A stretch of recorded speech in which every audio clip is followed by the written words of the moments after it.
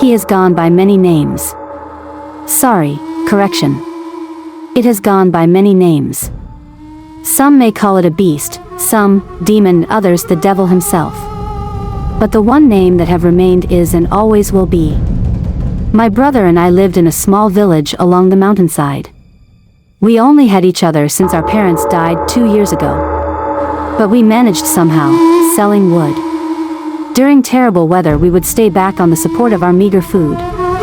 But this time was nothing like it. It was winter and food was harder to come by than ever. So we got ready to go outside and look for anything at least. We trudged into the snow for an hour or two, numbed by the cold. And when all hope was lost, I tripped over a rock on a small hill and landed on my butt. I winced a little bit. "Are you all right?" my brother Jack called out to me. "You should see this," I called out in glee from what I just found.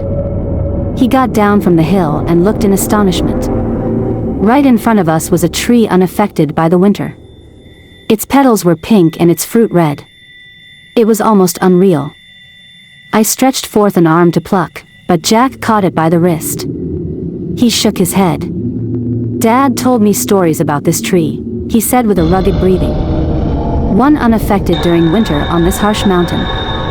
It's an offering for atonement by our ancestors and should never be eaten from. No, if we don't eat this we might not make it through this winter." "And I'm sure that was a made-up story Dad conjured to scare you." "It's perfectly fine and safe," I said, plucking one. He slapped it out of my hand and dragged me along. "Mary, you would listen to me and that's final," he said as we went home empty-handed and hungry. I was angry and annoyed, but fighting with my older brother wasn't an option. He gave me some medicinal leaves to eat and slept off. After some minutes I closed the door and dashed into the snow. I was going to search for the tree once more. I followed the path we took before, but it seemed almost impossible to find. After a while, I tripped and rolled down a hill, like before, into a small ditch. I peeked with a beam on my face, noticing the tree in sight. It was there. I picked up the fruit I plucked before and sunk my teeth into it. Its juice was reviving and its taste, amazing. I took 2 more monstrous bites before I heard something from behind and turned. I swore I saw the silhouette of an entity hiding behind a tree.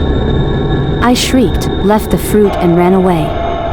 The next morning in the village I could hear the sound of adults weeping. An old man and a young mother lamented the death of their son and baby. According to them, a mysterious being had come at night to each of their homes and taken with it the head of their children. Many of the villagers tried comforting them, but it was futile.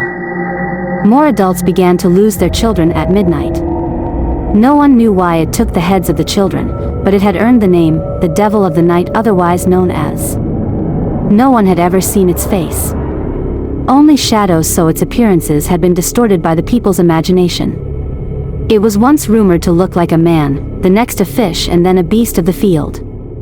I was soon to discover what it likely was. Winter had come to an end and only 3 families remained with children, that's counting us orphans. It wasn't that we didn't know kids our age. It's just that we were never accepted by them. We were treated like outcasts. It was then the old man from before, who had lost his son, spoke about a hunt for the creature. He said there was an old tale about it that his father had told him about when he was a boy.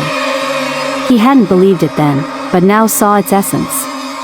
This dreadful creature, he said, was once an innocent child wronged by their ancestors, a very long time ago.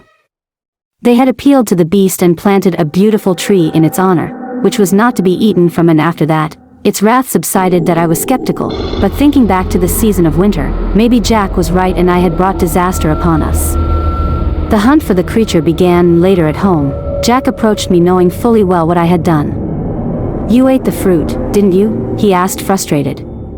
"Why don't you ever listen to me? What would you have had me do?" I said, bursting into tears.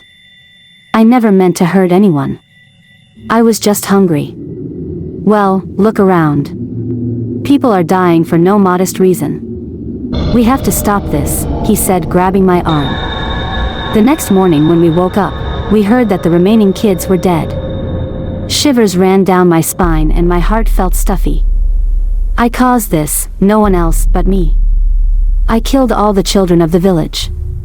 We went to search for the beautiful tree. It wasn't an easy path to remember, but we managed somehow to find the hill through a trail of blood. Blood? People's blood. We found the tree, but it wasn't in the condition I had last seen it. The fruits that once blossomed were rotten, and the leaves and branches that were once pink and strong were gray and weak from withering, with a revolting stench. Beside the tree was the little hole from before, but it wasn't little anymore. It had grown into a ditch. My brother and I went to see it. Within was something so gruesome that my brother had to immediately cover my eyes to protect me. But it was too late, I had seen it all. Within the hole laid the heads of the dead children from the village, with the men who had gone on the hunt. Never in my life had I ever been more terrified. I covered my mouth. He slowly removed his hands and began to speak, but I couldn't hear anything. The dread made my knees buckle and my stomach churn. Something rattled in the bushes. I couldn't tell. Maybe a twisted mixture of both. It vanished when I blinked. I tapped Jack on the shoulder. "We shouldn't be here," I whispered. He turned and looked right into my eyes. "I see it," he said, buckling as he tried turning me around.